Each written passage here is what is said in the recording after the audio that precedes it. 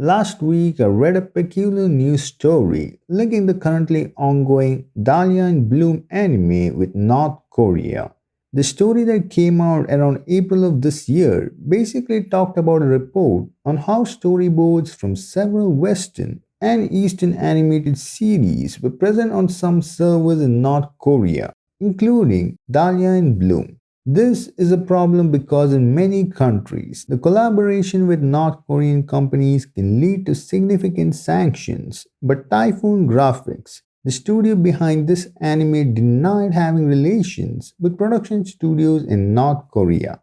The evidence was found by 38 North, a website that provides an analysis of North Korea. According to their report, a North Korean internet blog reporter found a cloud server with a North Korean IP address in which was discovered instructions for animation work and the results of that day's animation work. Some files contain instructions in Chinese and translated into Korean, which suggested a third company was responsible for relaying information between the animators and production companies. But there was no evidence suggesting that the main producer was related.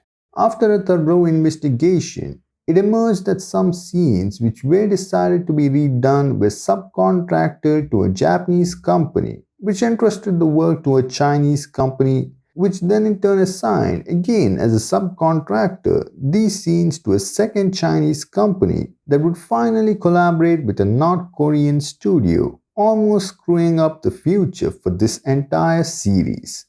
As a result, Dahlia and Bloom's production company concluded that we cannot deny the possibility that a North Korean production company may have been involved in the production of this series and have decided to have all of the relevant parts reproduced by domestic staff before broadcasting them. They add that for future productions, we will strive to ensure proper production processes, including with our subcontractors. Further, they reassured fans that the series will not be postponed and that it will still air from July as planned, which it did. Have to say, this is a pretty dumb situation. Does the fault belong to the main producer for subcontracting it without knowing where the scenes were set to be redone? Or is it the fault of the people down the chain who in the end left it to the North Koreans? Talking about the North Koreans, the problem with outsourcing work to them is that there are no legal private enterprises in North Korea, which means that what seems to be privately run is actually owned or run by the North Korean government, which also means that the company cannot do business without generating money that ultimately goes to the North Korean government.